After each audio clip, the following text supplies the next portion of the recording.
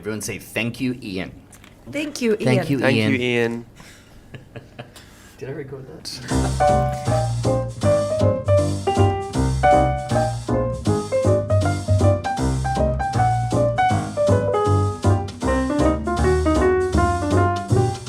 Hello and welcome to The Last Picture House, the podcast that coaxes consequential critique from its capricious co-hosts. I'm Marcus Lovett, and once again I'm joined by panelists Ian Norton, Maria Suzuki, and Di Lynch. This week we're talking remakes, adaptations, reimaginings, and those films that appear destined to be remade forever.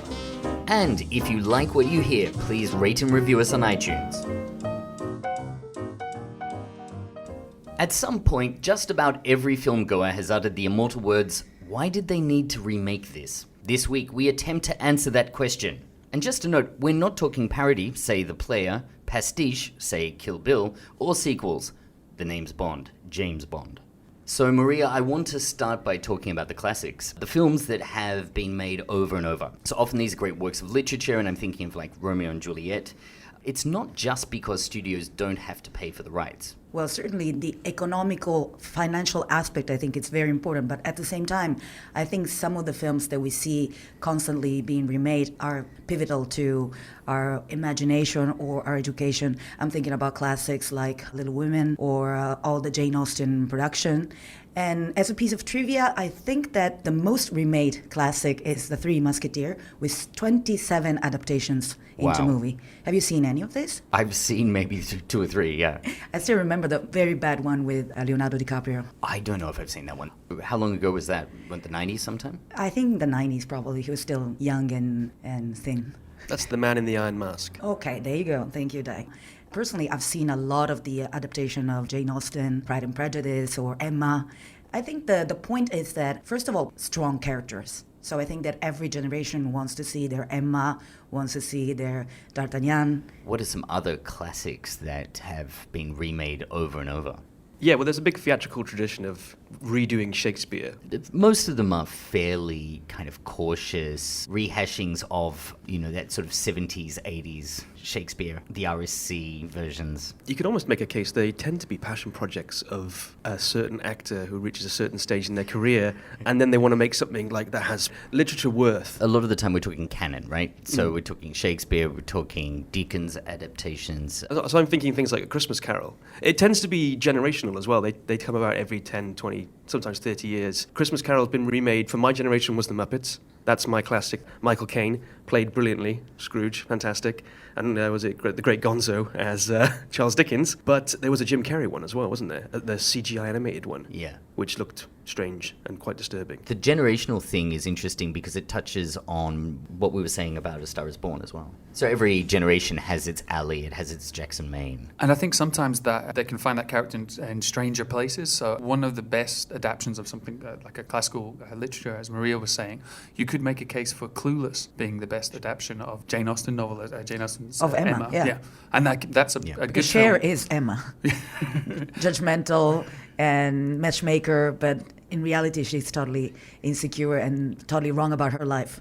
And that's the time when I think you get a meeting of a piece of classical literature, but also the zeitgeist of the time, because Clueless is a very 90s movie. I do honestly think it's quite a good mixing of the sort of modern and the classic. Yeah, this reminds me of that conversation we had, Di, about horror films and, the time capsule idea that certain things just get redone, certain genres get brought back because they speak to each generation differently. Yeah, and that makes me think of films like The Taming of the Shrew and the famous remake that came after Clueless, which was 10 Things I Hate About You. On the Shakespeare note as well, one thing I particularly like in a remake or, as I was saying, an adaptation is when they do something a bit more interesting, a bit different with it. So you've got Pacino's Looking for Richard, which is really interesting. That's great. Really, really interesting way to sort of look at a Shakespearean performance and actors, the way they get into roles as well.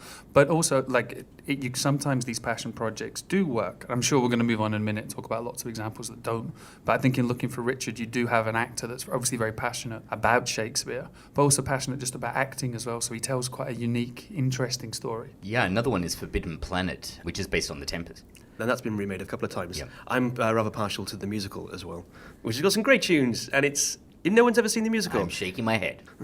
Contemporary Hollywood appears set on remaking Marvel and DC origin stories. Di, explain to me the need for so many reboots. Are you thinking like Spider-Man? I am. That's purely financial.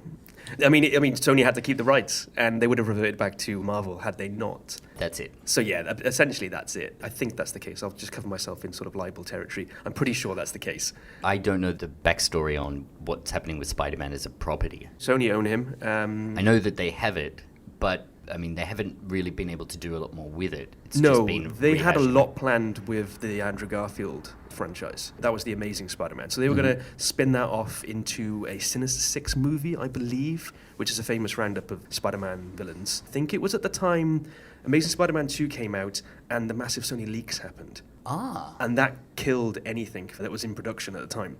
And so Spider-Man didn't really recover from that.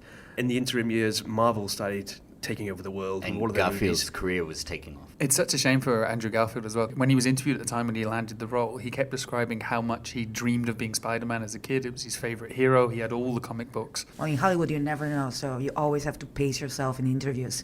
You know, Yeah. your enthusiasm. I kind of feel a bit sorry for Mark Webb as well, because he was making films under the weight of a Sony studio who's not known for making great movies. You could look at things like Ghostbusters or that remake, which, or remake, soft reboot, it sort of falls in both categories.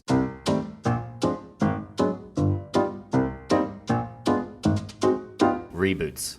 Now is a very interesting time because we do have the MCU, but we also have, in direct contrast, we have the DC universe. And it's amazing to watch one universe that is basically remakes of comic books do it very well, and to watch DC's universe just do so badly. They're in such a need of a good script or a good director or something. So it's nice to be able to contrast one universe that is doing the reboots and the remakes well with one that is just dying so badly. The DC universe has got one sort of card up its sleeve, which it could save it in a number of years. They're talking about doing a Flashpoint movie, which is the Flash and time travel, and they're just going to retcon and reboot everything and change everything. So we could see something really exciting in a number of years. I do wonder whether at some stage the Marvel Universe is going to become like the Western. That we're just going to get to a critical mass where there are so many of these products and the same stories are being rehashed, and then eventually the audiences fall away. Well, I think at some point the MCU will just eat itself. If they keep going down the route they're doing, and you can see maybe they've already started to stop, they've cancelled a whole bunch of their Netflix series. There's only The Punisher, I think, that's still going, and they've already ended a whole bunch of those. So I think they are aware that there will be a tipping point where this is no longer fun, and this might happen with Endgame this year. Yeah, Star Wars, anyone? Yeah, as you mentioned, the Flash reboot they're going to do for DCU to try and hopefully resurrect what's the dead corpse that is at the moment. That's like doing a kind of Star Trek reboot where they sort of at the end of the first new version of Star Trek, they do a kind of multiverse or some sort of time travel that takes them out of the timeline that would have Enterprise and things like that in it. So it gives them a complete carte blanche to go wherever they want in the future. It's the Marty McFly method of rebooting a franchise. But I want to pick you up quickly on your comments about Netflix and the Marvel things. I think that's more to do with the fact that Disney is going to have its own streaming service soon, and all the Netflix licenses have been just cancelled essentially. Not really looking forward to the Disney version of The Punisher. Maria, in remaking a film, how are the priorities of filmmakers and studios different? Well, definitely the priorities are for the studios. What we know, even not being working for the industry, is that in the schedule for new projects, there's always going to be some remakes because they're easily greenlit, even if not all of them are hits. But still, apparently, having a remake is still saves more money or is potentially making more money to doing something completely new. Well, the market's already there. I mean, you have brand recognition. It's easier to pitch because the characters are already there. The storyline is there. It's easier to write, to cast, and ultimately to market. It's a win-win situation. And I think it's more the times that we hear about filmmakers kind of having to do a remake because it's the only project that they're given. You know, one of the recent thing that we read, I think it's Alfonso Cuarón saying that he hated doing Great Expectations and he wasn't happy about it. Or we currently reading about Mel Gibson redoing The Wild Bunch, writing and redoing The Wild Bunch, and saying that initially he was not happy about the project, but then he found a particular perspective on it that he's enthusiastic about. So we often hear filmmakers doing remake not so much as a choice, but as a mean to do something else. Out of necessity. And necessity, yeah, to respect some contracts with the studios or so on, yeah. Yeah, Mel Gibson did a pretty ropey version of Hamlet back in the day as well, which was, goodness, is pretty bad. Helena Bonham Carter? Yeah, As a I think Felix? yes. Yeah, I saw that. Yeah, I don't remember it being terrible, but I don't remember him being very good in it. He was pretty bad. But I think it was there was a passion project. Yeah, from what I again, that remember. keys back into that part of You it. know, people getting older and they've got the clout to get Hamlet made. Of I'm course, not a that big is, fan of you're- Hamlet in general. Oh, we're going to talk later. Okay. How about you, Ian? Remakes are a bit like the never-ending market for cover bands. Can you have too much of a good thing? Well, you know me, Marcus. I'm a man who likes too much of a good thing far too often. But I think cover bands, it touches on something we talked about earlier. It's that brand recognition. And you've got a cover band or a remake, you already have the market exists. There's already that curiosity of wanting to see what someone will do with this music or with the source material. But the difference with a cover band is people will go and see that because they don't have the opportunity to go and see the original act. But with film, you still can. You still go and see the original film. So I think no one's going to watch the bootleg Beatles if they can go and watch John Lennon live. And the problem with film is you can still see the original. That is a good point, but I'd counter that with the fact that a lot of films which get remade, I'm thinking foreign films, particularly maybe Japanese horror, or that get remade into the American movies, they do that because the audience there will not have seen the original language version. And American audiences, or maybe certain audiences across the world, they don't have a great disposition to sit through a foreign language movie. So there is a market for that. Well, to go on brand for me, as I'm supposed to be the music guy here, when we're talking about remakes or, again, covers, I think cover bands is a good analogy, but I think bands covering other songs is a slightly better one. So I'd urge everyone to go and watch Kid Koala. He's a records DJ. He does an amazing version of Moon River. It's like he does it on 3 decks and plays it live and scratches the main melody. He takes what is a beautiful classic song and he elevates it to the point of physical art. It's amazing to see. And every time, my wife saw him do it live, and she said that the audience will reduce to tears. And I think that's what you want from a good remake. It pays homage, or it's very respectful of the original, but it does something unique and interesting with this story. Because if it's just going to be a photocopy of the original piece of work, then what's the point? But then again, it is that fine line, because if you're a photocopy like something like The Girl with the Dragon Tattoo, I don't really understand why, but you can be a bit too unique as well, and then you end up in Guy Ritchie's King Arthur territory, and no one needed David Beckham as a knight. Something I'm really fascinated by is when films are remade only after a few years. Is there such a thing as too soon? Yes, and I refer you to Spider-Man as a prime example of that. When you think about that film in particular, The Amazing Spider-Man and the Sam Raimi movies, we've seen the origin of Spider-Man so many times, and just to have it again within a 10-year period, it was too much. The fallow period was very brief. Yeah. I'd say another example of that is The Girl with the Dragon Tattoo. So it was not long after the original Swedish language remake that there was this Hollywood English language remake. The point that really annoyed me about that is they got rid of Noomi Rapace and replaced her with someone who didn't inhabit the role quite as well as she did. But she's a perfectly wonderful actress in English. There was no need to have her replaced. Yeah. And it wasn't a great remake because the payoff at the end of that movie, they completely removed that payoff and replaced it with the Hollywood happy ending. And we can see that again with the new reboot of the Elizabeth Salander character in The Girl with the Dragon Tattoo, or whatever the name of the new movie is, where they've kind of tried to turn this very cerebral hacker, possibly ADSD, sort of very antisocial character. They've tried to turn her into some sort of Tomb Raider character where she fights and she rides motorbikes, and that was never where she goes in the books. She was very different to that kind of role. It's the same thing with the Star Treks. You know, the philosophy's still there in some form, but there's a lot more action, there's a lot more flying through asteroids in a helmet. Yeah, it just constantly gets watered down with every single sort of reboot or remake. Yeah, when it comes to too soon, it really is subjective. This is something that you cannot look at empirically. It's either you feel that particular story has been told recently and you still have fresh memories of, say, Heath Ledger playing the Joker, and therefore you don't need that, but it really depends on the individual. I mean, with that said, though, I didn't know I needed Heath Ledger's Joker until I saw Heath Ledger's Joker. Right. The Jack Nicholson performance for me, I thought that was as good as we're going to get. And that's right at the heart of this, isn't it? It's subjectivity. It's about taking it and doing something with the story, doing something with a character. So actors are always playing different characters, and there might be different versions of the same character, but everyone brings something different to the table. In the case of Heath Ledger, you know, you have a very different film to the Tim Burton version of Batman back in the 80s. Well, certainly it's a good opportunity for audience to see the diversity of actors when they're doing the same thing. So it's really something more enjoyable, I think, because we don't have to worry about engaging in a different plot, in a different story. We have kind of the same storyline, and seeing how every actor or every filmmaker handles it. But it's just myth, right? It's back to myth. Yes, it's archetypes, yeah.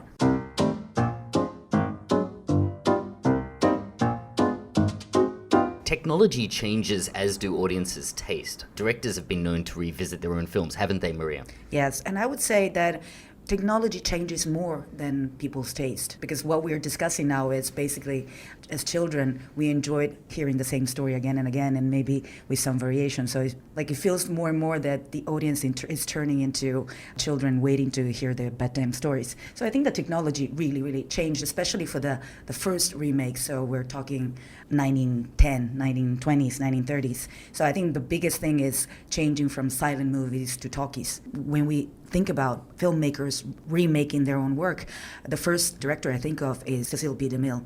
I'm ready for my close-up, Mr. DeMille.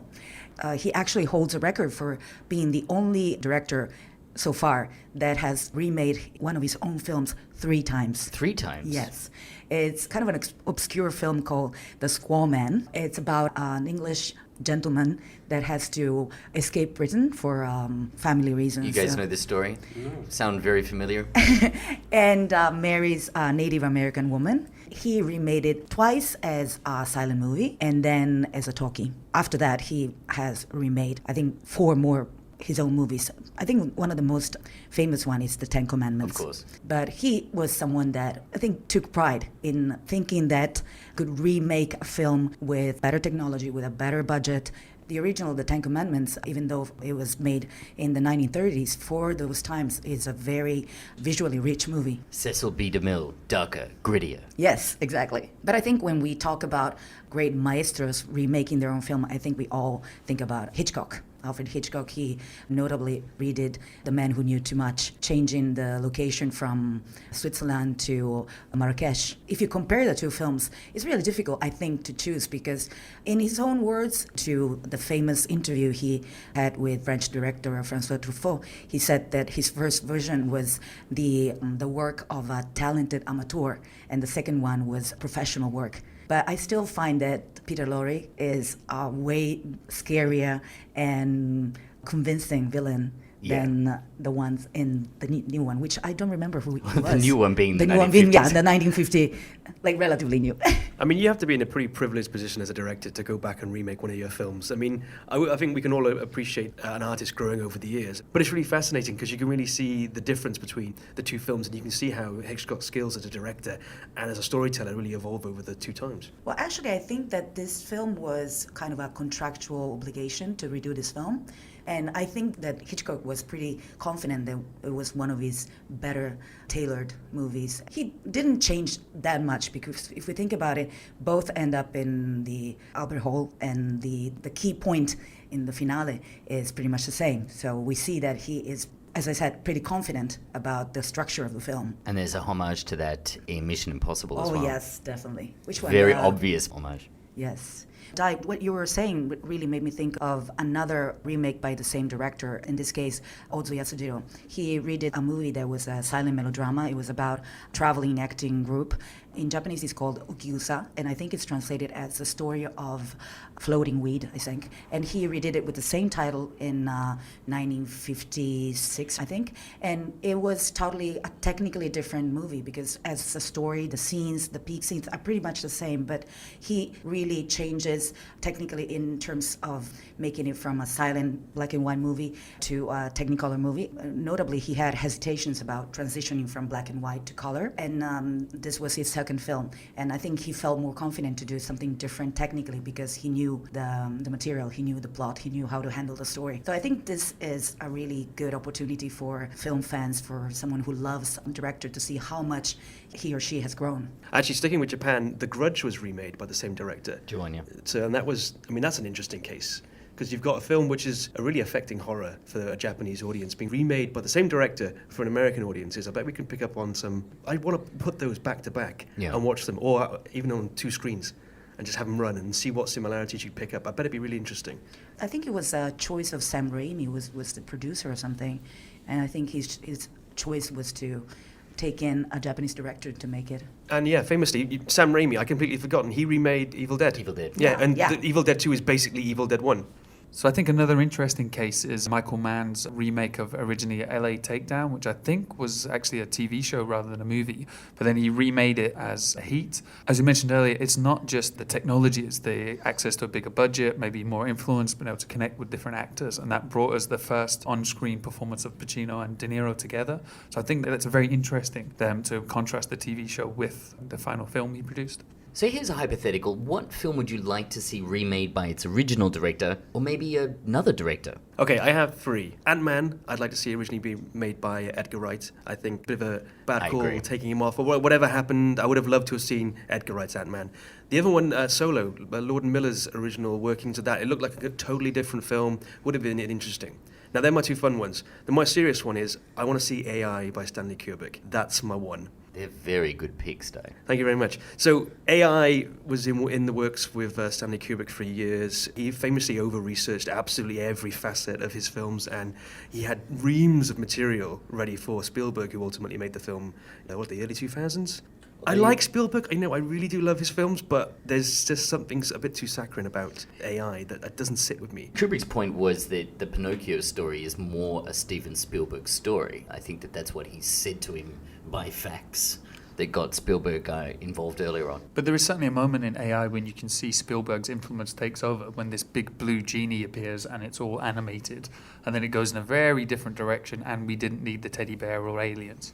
I would definitely want to see the earliest Almodovar movies, but redone with his latest style, because the dialogues, the characters are really punchy and hilarious and interesting. But clearly, when he was at the beginning of his career, his directing technique or the budget was below that. How about you, Ian? So I guess I have 2 picks I'd like to talk about. The first one is an interesting one for me because I didn't realize George Lucas's pick to direct Return of the Jedi was actually David Lynch, and not the other David Lynch, the more famous one.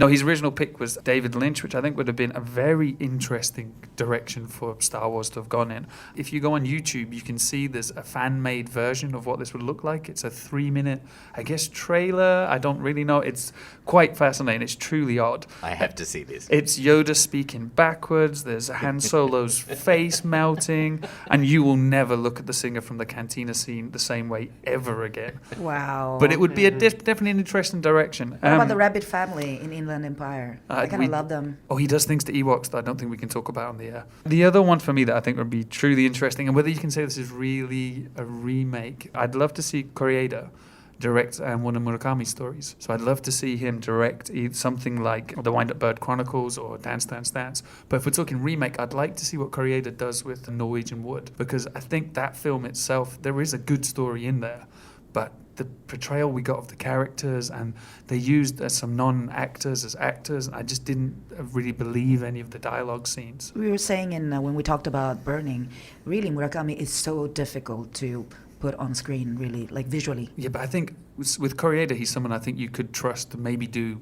Okay, it might not work perfectly, but it would be really interesting to see what he'd do with that source material. There's another great topic for a podcast. Books that are hard to adapt. I mean, I would love to just do a whole show on Pynchon and how difficult he is, and even Paul Thomas Anderson could master that guy. So actually, we've had some correspondence on this, Marcus, and I think it's our first correspondence as the last Picture House. I put the question out on Facebook earlier, and 2 musicians replied. Now, it turns out they're both from the same band.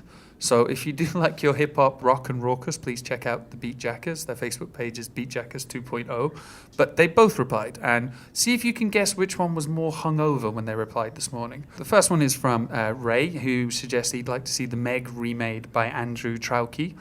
His reference point here is because Andrew Traucki did previous films like The Reef and Blackwater, where he deals with where he does man versus big animal. And I've actually seen Blackwater, and it is very B-movie, but it is really interesting, like how well they deal with that sort of stuck on a tree branch while they're being attacked by, I think, a crocodile or an alligator. I'm not entirely sure.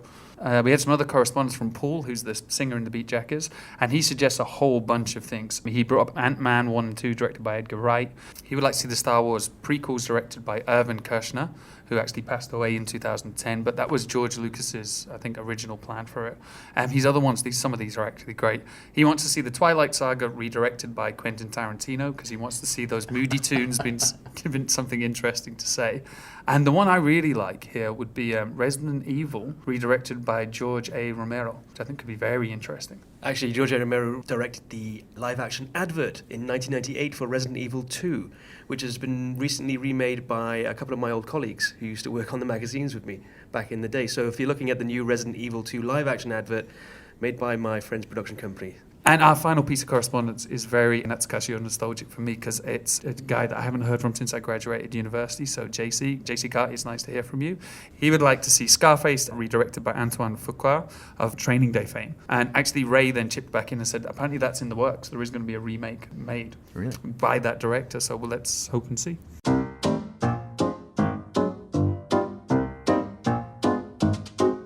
So let's turn our attention to adaptations and reimaginings. Maria, some of the most interesting adaptations shift the action to a different location. What are the challenges filmmakers face?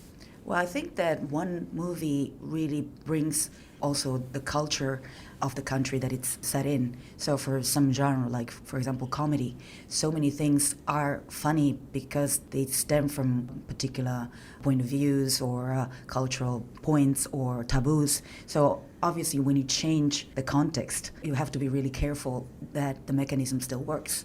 Is what happens to the big non-American hits that get the Hollywood treatment. So one thing that you notice is that there's this need to be more comical, more bubbly, and in particular I'm thinking about a film that I still haven't seen the American remake, but I've seen trailers where I can see that already happening, which is a film that was called The Untouchable in France, and you think it was one of the major hits outside France as well. And this movie has been remade into a movie called The Upside, starring Bryan Cranston and Kevin Hart. Everything is kind of reduced to a quick gag, easy, laughable moment, and it's really hard to see if it retained the humanity, the subtlety of the original. Weinstein bought the rights to Tony Erdmann before the fall of the Weinstein Group. That was going to be remade with, I think, Jack Nicholson and Lena Dunham as the daughter. It's one of the films that I feel so passionately about, and it works so well in its context in Germany and Romania. It doesn't need to be changed. Yes, it would need to change a lot of the things, and it would probably kill the core of the film.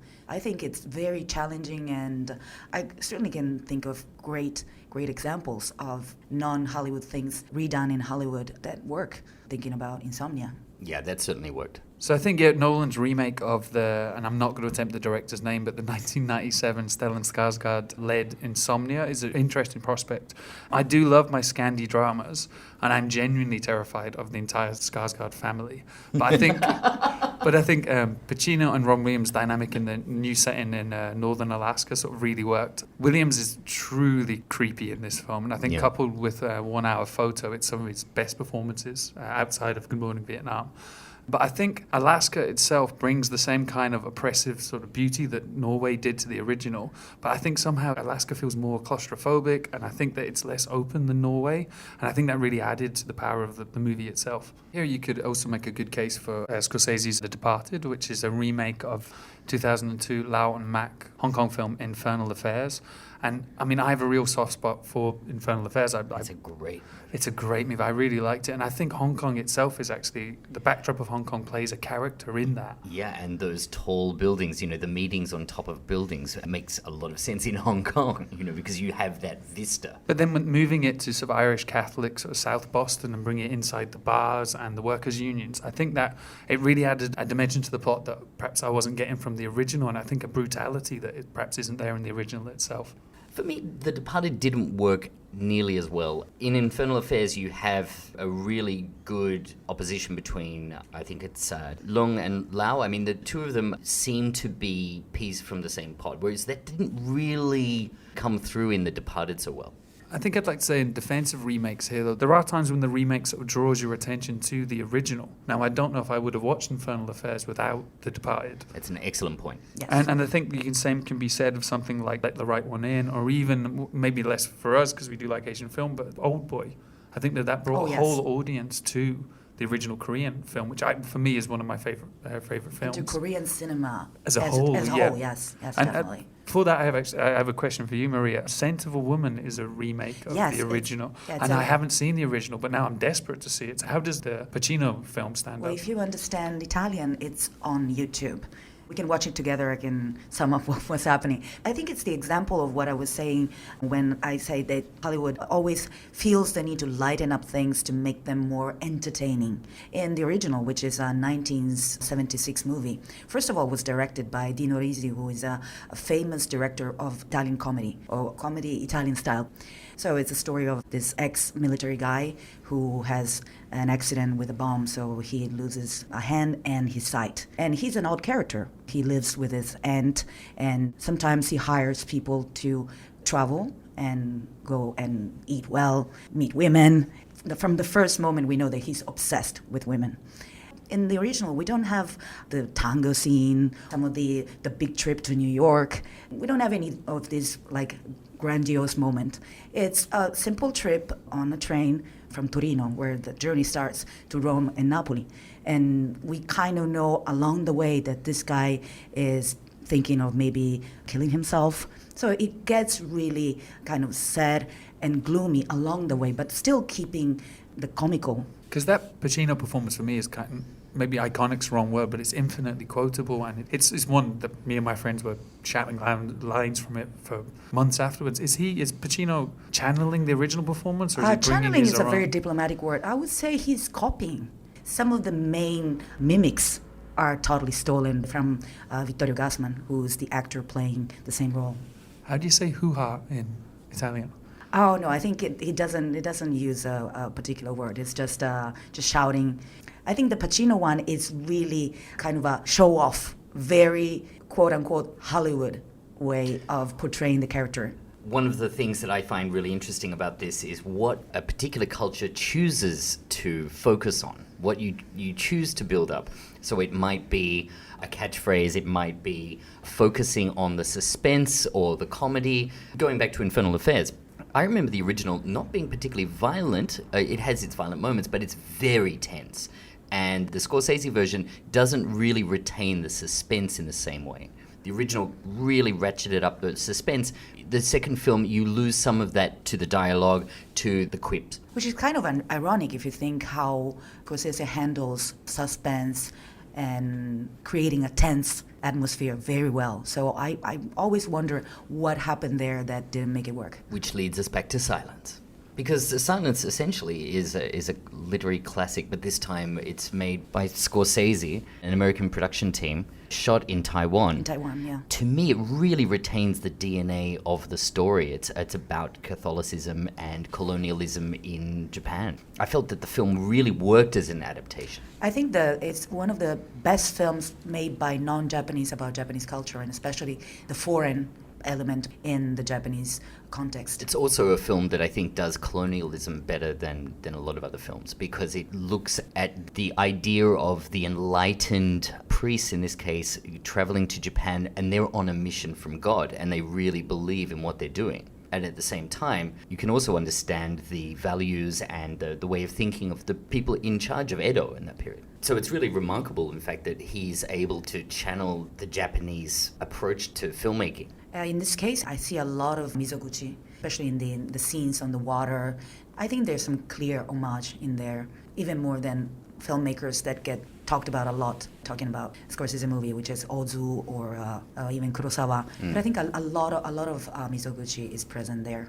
Have either of you guys seen it? I have seen it. It's a really interesting piece of work. I think it's particularly interesting if we start thinking about the relationship between America and Japan, because there has been a sort of a trading of films and remakes, because we can talk about Kurosawa's films being remade, Magnificent Seven being remade into, Seven Samurai being Seven remade. Samurai being remade into the Magnificent Seven, yeah. Which itself has been remade relatively recently with Chris Pratt and a bunch of people.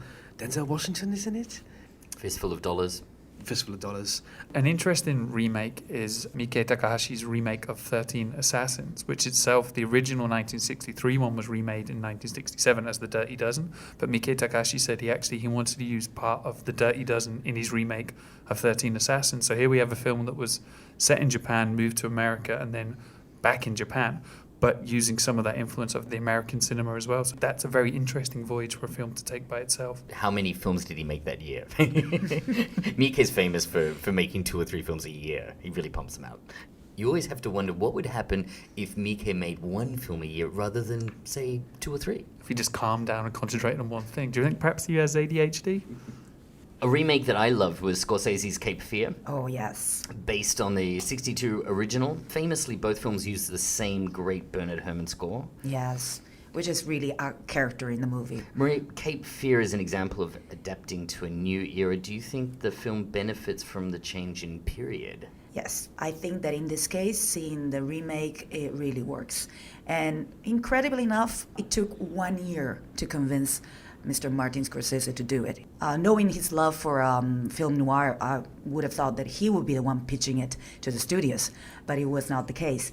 And I think it was originally meant to be done by Steven Spielberg. And I think he thought of Martin Scorsese and he tried to convince him as well as Robert De Niro, because he really wanted to do this part. So the story of Cape Fear is the story of this lawyer who gets stalked by this ex-convict who is holding him responsible for being put in jail. And I think here Scorsese does a great job of taking some of the things that were not as strong in the original and making them the base. Counselor. Yes, Counselor. Notably, the character played in the remake by Juliette Lewis. In the original film is a very 2D stereotype, but in the Scorsese remake, her character and the mother's character are way more interesting and deep than in the original. And one thing that apparently he was very keen about was to make the lawyer's family not a happy family. And that works. And that works, because you can see really through this experience, the original family as well, has an arc. They implode and then they heal. Yeah, so you have the circle. Yeah. And also he does something that's, I think, as Martin Scorsese is a lover of old Hollywood film, he recast 3 people from the original movie. He recast Gregory Peck for, I think he was the his judge, last. wasn't he? He was not the judge. Martin Balsam was the judge. No, Gregory Peck is playing Max Cady, meaning the character that's the ex-convict, his lawyer. So he is making one of it's a short part, but he is advocating like justice when he is defending this person that we all know is evil. And this really, really funny scene when he says Solomon could have not done it better. One thing that probably he was not that as much in his Hollywood career is self-ironic. I love that. It's a small part, but I really love it. So another film that changes the location is Suspiria, which is the remake of Dario Argento's 1977 horror classic. Maria, what did you make of that movie? The original one is something that is part of my life and my complicated relationship with horror, because it stayed with me and it still stays on with me. The vivid colors, the music. I think it was pretty ambitious to want to remake this movie, especially if you think that even before it was done, the original director, Dario Argento, was not happy about it. It was very vocal about not thinking that it was the right choice, that it had no need to be redone. And especially he was not happy about the fact that he was not contacted or involved at all. And even after it was out, Dario Argento was asked about his impression, if he had seen it, and he used the word betrayed. He thinks that the new version betrayed the original. There's no fear, there's no music. What I thought about is that it's completely different movie, and he enjoyed making it more than us maybe watching it. The story is very simple. It's an American girl that joins a prestigious German dance school. But this time they moved the action from, I think, Bavaria Yes. to Berlin, and it's Berlin in 1970. So 1977 Berlin. The dance school is sitting opposite the wall with Yes. not so much graffiti. So yeah, it moves from a dark fairy tale to a very real time in history. And I think this is the one point that really weighs down everything, because it's so worried about placing it in a particular time in Berlin. history.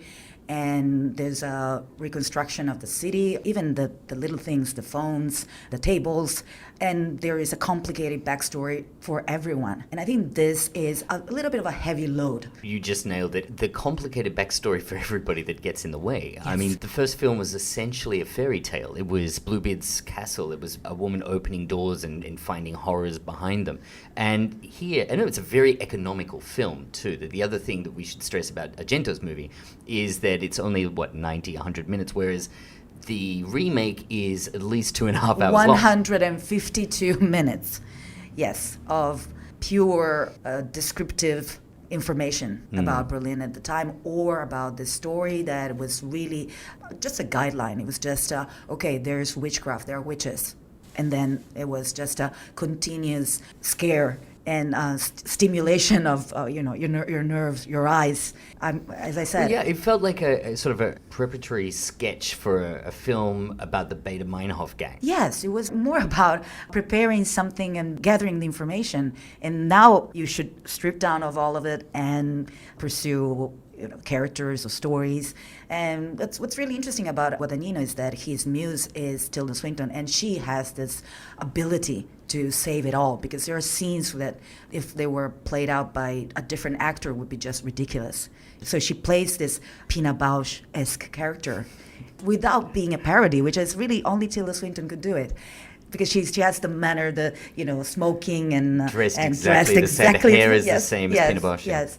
But she does it in her own, very charismatic way. So she totally saves the film, the parts that she's in it. But in this case, it's like there is too much of a good thing. In this case, there is too much of Tilda Swinton playing 3 roles. Ian, you always like to use the word joyful, but this is a kind of joyless exercise. It rains constantly. It's a long film full of these sort of tedious details taken from the original. Yeah, it feels like you enjoyed the Technicolor in the original. Now we're going to punish you. It's going to be a palette of gray, and grayer. I think this is another example of when, like so many remakes we've talked about earlier, that this is another remake that should have just stayed in film school. At what point does a remake become superfluous? Because until we've made it, we're not going to know. You're not going to know, exactly. So it's, as an exercise, it's almost moot, because there are plenty of examples of really good remakes. I mean, we talked about... In the same way as there are good examples of sequels. Yeah, no, exactly. It is such a subjective thing. Until it's been made, you're not going to know. You can say, well, that sounds good on paper, they're trying to do something original with it. It really boils down to what you see on screen and how the audience responds. And like everything, you're just not going to know until the film's up there on the screen. So that takes us back to where we began this. Should the film have been remade? Absolutely not. You've been listening to The Last Picture House. Questions or comments? You can find us on Twitter, where we're at Last Pick House, or on Instagram, where we're Last Picture House. And we'll be back soon with another episode. Thanks for listening.